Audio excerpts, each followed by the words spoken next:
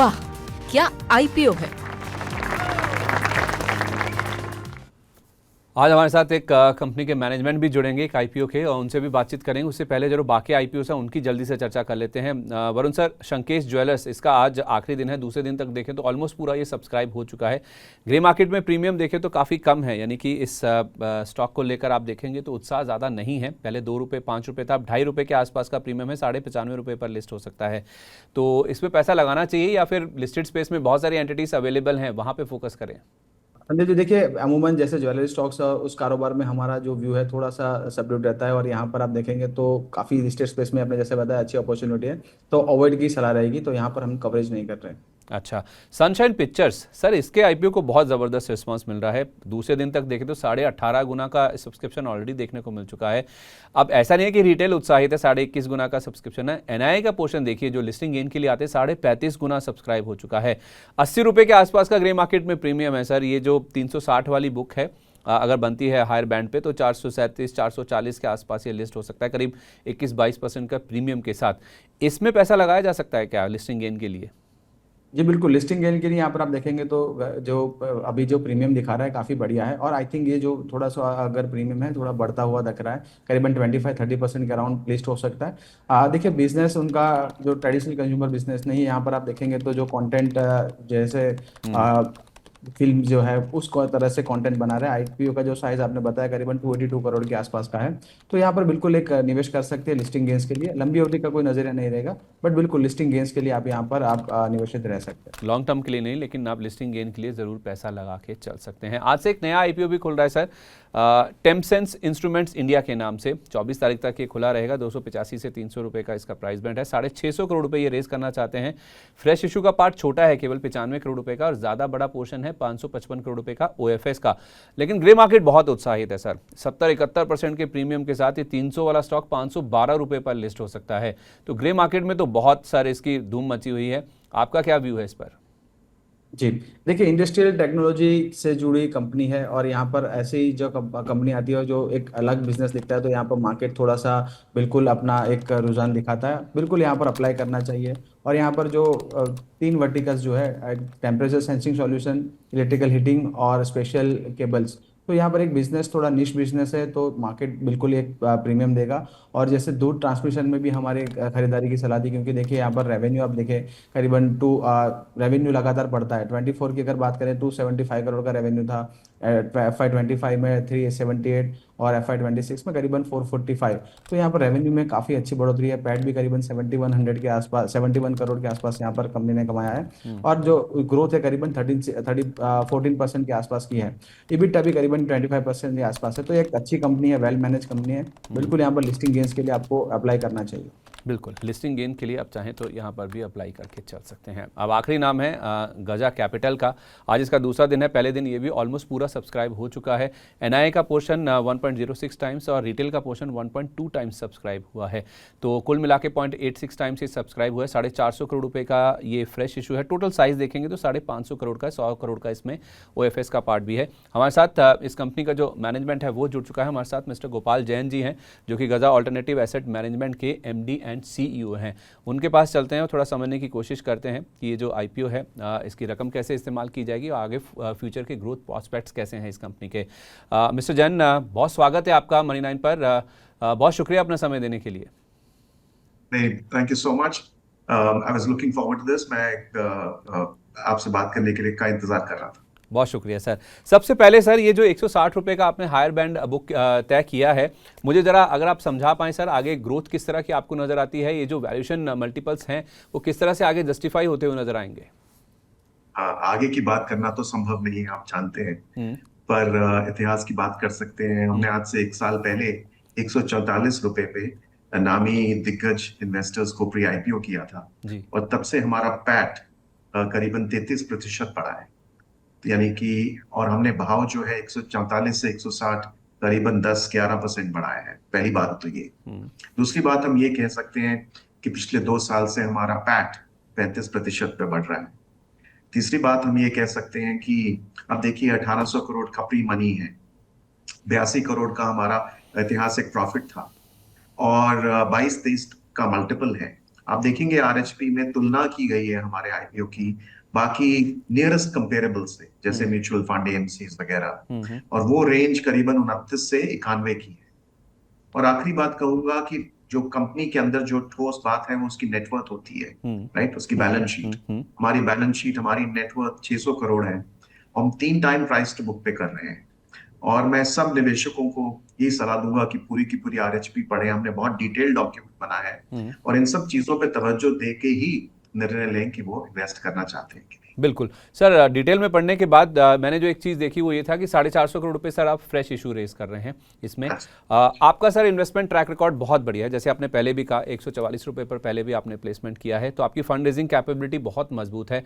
तो मेरा सवाल आपसे ये है कि सर फिर पब्लिक शेयर होल्डर्स को क्यों टैप कर रहे हैं आप, मतलब ऐसी क्या जरूरत आन पड़ी थी, और प्रमोटर्स का कमिटमेंट कितना होगा? क्यों मैं आपसे ये सवाल पूछ रहा हूँ, वो इसलिए क्योंकि सर मैं देख रहा था कि आपकी जो होल्डिंग है इस आईपीओ के बाद, जो पहले 71% थी वो घटकर 54% के आसपास आ जाएगी।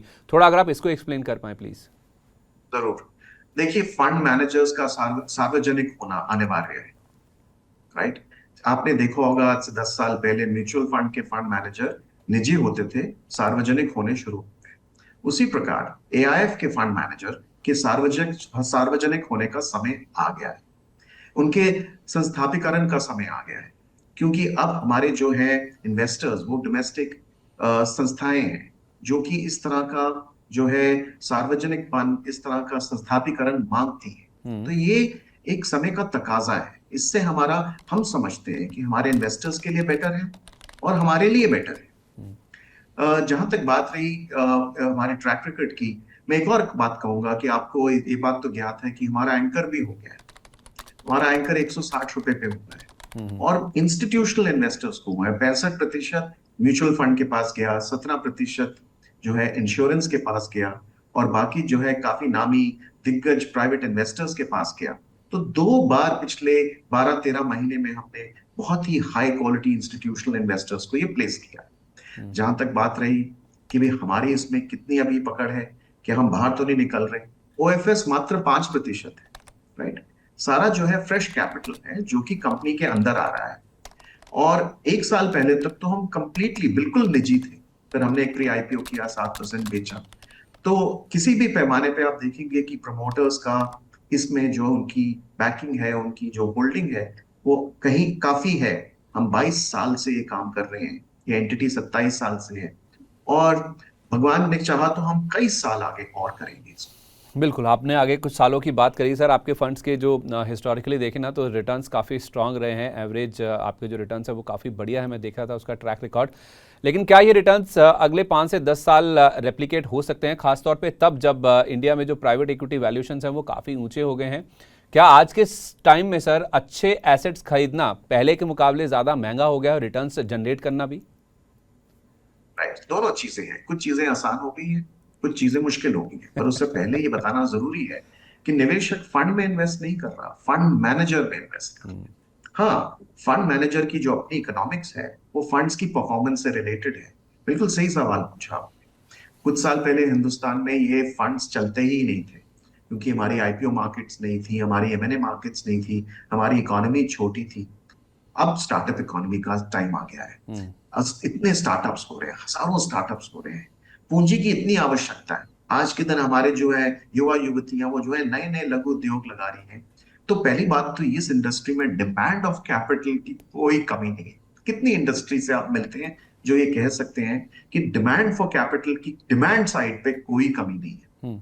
सप्लाई साइड पे अभी भी दिक्कतें हैं।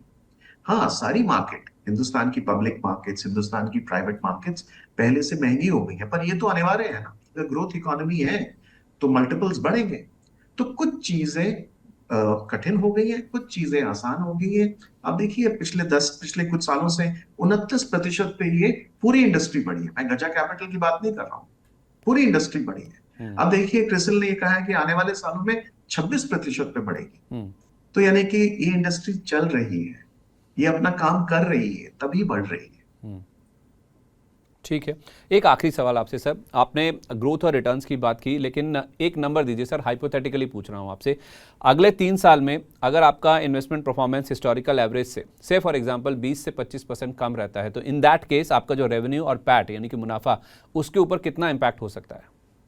राइट, देखिए हमारे जो आय के दो भाग, एक है मैनेजमेंट फी और एक है परफॉर्मेंस फी। जी। राइट, समझिए लगभग आधा आधा। Right, okay. मैनेजमेंट फी का परफॉर्मेंस से कम लेना देना है। तो जो परफॉर्मेंस फी है वो नॉर्मली पिछले कुछ सालों में ये दोनों चीजें मिलके करीबन 24% हर साल की रेट पे बढ़ती रही। राइट, अगर परफॉर्मेंस कम रही तो हमारी आय का आधा भाग उस पर असर पड़ेगा। ठीक है। राइट, कितना असर पड़ेगा? आपने हाइपोथेटिकल सवाल पूछा, सही पूछा, इसे सोचना चाहिए कि कम ज्यादा, कम भी सोचना चाहिए, तो आधे आधे आय पे कुछ असर पड़ेगा। ठीक है, बहुत शुक्रिया आपका सर, एंड बहुत शुभकामनाएं आपको कि आपके आईपीओ को बहुत ज़बरदस्त रिस्पांस मिले। दूसरे दिन तक ऑलरेडी पूरा ही सब्सक्राइब हो चुका है, उम्मीद करते हैं बढ़िया रिस्पांस भी मिले और लिस्टिंग भी बहुत शानदार हो। उसके लिए आपका सर, आपको मैं पहले से शुभकामनाएं देता हूं। बहुत शुक्रिया अपना कीमती समय आज हमारे साथ शेयर करने के लिए sir, thank you so much. बहुत बहुत धन्यवाद। वरुण सर, आपने मैनेजमेंट को भी सुना, आपने पढ़ा भी होगा आई एम श्योर इस कंपनी के बारे में। लास्टली जाते जाते थोड़ा अगर आप इस कंपनी पे भी आपका व्यू दे दें, आईपीओ में क्या करें? संदीप जी, मेरा अवॉइड का सलाह रहेगा। सबसे पहले बेसिकली आप देखें तो जो जैसे आईपीओ आप देखें तो एआईएफ कैटेगरी 1 और 2 के अंदर जो इन्वेस्ट करते हैं उस हिसाब से यहाँ पर जो प्राइवेट इक्विटी या फिर प्रमोटर्स में इन्वेस्ट करेंगे ना, आप कोई कंपनी की ऑर्डर बुक या फिर कोई कंपनी के अंदर इन्वेस्ट कर रहे हैं। सबसे जो बड़े 3 मॉडल्स हैं उनका एक एएमसी है, दूसरा एक कैरिड इंटरेस्ट है और जो परफॉर्मेंस फी है। दो चीज़ें जो है वहाँ पर विजिबिलिटी आप यहाँ पर एस्टैब्लिश नहीं कर पाएंगे। मैनेजमेंट फीस जो है एएमसी आएगी, उससे आपका रेवेन्यू होगा। दूसरा आप देखेंगे तो अगर फंड परफॉर्म करेगा तभी आपको परफॉर्मेंस फी मिलेगी, और जो इंटरेस्ट है वहाँ पर कोई विजिबिलिटी नहीं है। तो जो अर्निंग्स जो एएमसी है, बट जो एएमसी का जो मॉडल है पूरा अलग है, तो उस वजह से अच्छी लिस्टेड एएमसी अवेलेबल है हमारे मार्केट में ऑलरेडी, तो वहाँ पर इन्वेस्ट कर सकते हैं। बाकी बजाय कि यहाँ पर जो क्लैरिटी नहीं है बिजनेस की, इस वजह से मेरे अवॉइड की सलाह रहेगी। मैनेजमेंट ने काफ़ी अच्छा यहाँ पर क्लैरिटी दी है, बट फिर भी यहाँ पर मेरा अवॉइड का सलाह रहेगा। चलिए ठीक है, बहुत शुक्रिया आपका वरुण जी, अपना कीमती समय आज हमारे साथ शेयर करने के लिए। काफ़ी सारे स्टॉक्स भी डिस्कस हुए हैं आईपीओ के अलावा। कोई डिस्क्लेमर सर जाने से पहले? संदीप जी, जो भी स्टॉक्स की और हमारी जो चर्चा हुई है वहाँ पर फैमिली और मेरी कोई पोजीशन नहीं है। कंपनी के मॉडल पोर्टफोलियो पर हमारे क्लाइंट के साथ पोजीशन हो सकती है। सिक्योरिटीज मार्केट है, सब्जेक्ट टू मार्केट रिस्क। कोई भी ट्रेड कर अपने फाइनेंशियल सलाह करके सलाह मशवरा करके ही करें। Past performance does not guarantee any future को ध्यान में रखें। शो में आमंत्रित करने के लिए बहुत बहुत धन्यवाद। बहुत शुक्रिया sir, thank you so much and wish you very good day ahead.